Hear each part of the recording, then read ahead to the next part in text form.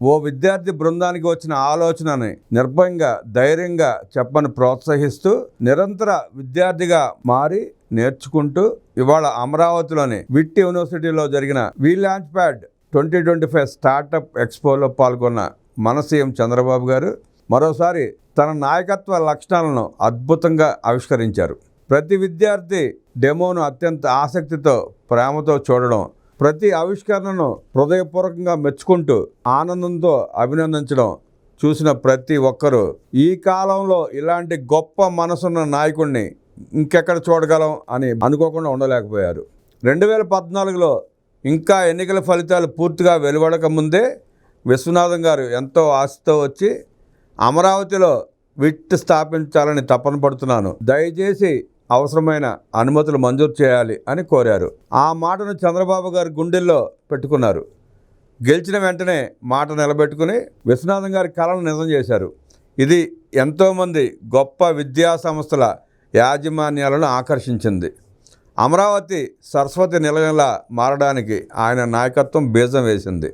ఒకనాడు భవిష్యత్ అంతా ఐటీదే అని ఎలుగెత్తి చాటి తల్లిదండ్రులను దిశానిర్దేశం చేసిన చంద్రబాబు గారు కేవలం 14 నెలల స్వల్ప కాలంలోనే హైటెక్ సిటీని నిర్మించారు. ప్రపంచ పటంలో నేడు హైదరాబాద్ను గర్వంగా అగ్రగామిగా చూస్తున్నామంటే అది చంద్రబాబు గారి అపారమైన దూరదృష్టికి అకుంఠిత దీక్షకు నిదర్శనం. ఇప్పుడు ఆయన చూపు సారించింది భవిష్యత్తు టెక్నాలజీ అయిన క్వాంటమ్ టెక్నాలజీ వైపు. ఒకప్పుడు కంప్యూటర్ అంటేనే ఒక అద్భుతంగా, ఒక ఆశ్చర్యంగా చూసే రోజులు ఉండేవి. ఇప్పుడు మనం కంప్యూటర్ల కన్నా 1000 రెట్లు వేగవంతమైన క్వాంటమ్ కంప్యూటర్ల యుగంలోకి అడుగు పెడుతున్నాం. అందుకు తగ్గట్టుగానే అమరావతిలో క్వాంటమ్ వ్యాలీకి పునాది వేస్తున్నారు. ఇది మన తెలుగు జాతికి ఎంతో గర్వకారణమైన విషయం. గమనిస్తే మన తెలుగు వాళ్ళు జనాభా దేశంలో కేవలం 5%. కానీ ఐఐటీలలో 20%కి పైగా సీట్లు మన తెలుగు బిడ్డలే కైవసం చేసుకుంటున్నారు. సిలికాన్ వ్యాలీలో ఎంతోమంది తెలుగు బిడ్డలు అగ్రశ్రేణి అంతర్జాతీయ కంపెనీలకు నాయకత్వం వహిస్తున్నారు. ఆ అద్భుతమైన విజయాల వెనుక చంద్రబాబు గారు నాటిన బలమైన ఆత్మవిశ్వాసం అనే విత్తనం, నిరంతరం నూరు పోసిన అక్కుంటింత ధైర్యమే. నేడు విట్ అమరావతిలో 95%కి పైగా ప్లేస్మెంట్ లభిస్తున్నాయంటే అందులో ఎంసెట్ ర్యాంకులు తెచ్చుకొని సీట్లు పొందుతూ ఫీజు రియంబర్స్మెంట్ ద్వారా అత్యధిక ప్రయోజనం పొందుతున్నది మన విద్యార్థులే కదా. దీనికి కారణం చంద్రబాబు నాయుడు గారు కాదా? ఒకప్పుడు ప్రభుత్వ అటెండర్ ఉద్యోగం కోసం కూడా వందల సంఖ్యలో నిరుద్యోగులు పోటీలు పడే రోజులు. నేడు కలెక్టర్ కుర్చీ కన్నా ఐటీ ఉద్యోగం మీదే యువతకి ఎక్కువ మక్కువ పెరిగింది. ఇది సామాన్యమైన అభివృద్ధి కాదు, ఇది చంద్రబాబు గారు చూపిన ప్రగతిశీల మార్గం. చంద్రబాబు గారి మాటల్లోనే స్ఫూర్తి.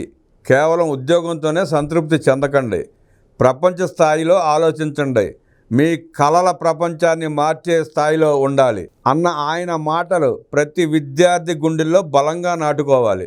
ప్రపంచాన్ని తలదన్నే శక్తిగా మన భారత్ను తీర్చిదిద్దుతున్నారు చంద్రబాబు. ప్రపంచంలో 4వ అతిపెద్ద ఆర్థిక వ్యవస్థగా భారత్ ఇప్పటికే ఘనంగా ఎదిగింది. ఇంకొద్ది రోజుల్లో అగ్రగామి భారత్గా నిలుస్తుంది. ఆ మహత్తర ప్రయాణంలో మన తెలుగు యువత ముందుండి నడిపించాలంటే చంద్రబాబు గారు చూపిస్తున్న దార్శనిక మార్గాన్ని ప్రతి ఒక్కరూ అనుసరించాలి. గౌరవ ప్రధాని నరేంద్ర మోదీ గారి చేతుల మీదుగా మే 2వ తేదీన అమరావతి పునఃప్రారంభం జరగనుంది. అది కేవలం ఒక నిర్మాణ కార్యక్రమం మాత్రమే కాదు, అది తెలుగు ప్రజల ఆత్మ గౌరవానికి, మన భవిష్యత్ ఆశలకు పునాది వేసే చారిత్రక ఘట్టం. మీరు ఎక్కడ ఉన్నా, ఎలా ఉన్నా గొప్ప కలలు కనండి. కేవలం ఉద్యోగం పొందడమే మీ లక్ష్యం కాకూడదు. ప్రపంచాన్ని మార్చగలిగే అద్భుతమైన ఆలోచనలతో ముందుకు సాగండి అని యువతను హృదయపూర్వకంగా ప్రేరేపిస్తూ చంద్రబాబు గారు మరోసారి కోట్లాది గుండెల నిండా ఆశల దీపాన్ని వెలిగించారు. చంద్రబాబు గారు ఉన్న చోట ఆశ తప్పకుండా చిగురిస్తుంది. ఆశ ఉన్న చోటే ఉజ్వల భవిష్యత్తు తప్పకుండా ఉంటుంది. యువత కళలను నిజం చేయడానికి, వారికి సరైన మార్గాన్ని చూపించడానికి ఆయనే నిజమైన మార్గదర్శి. ఆయనే మనందరి ఆశా జ్యోతి.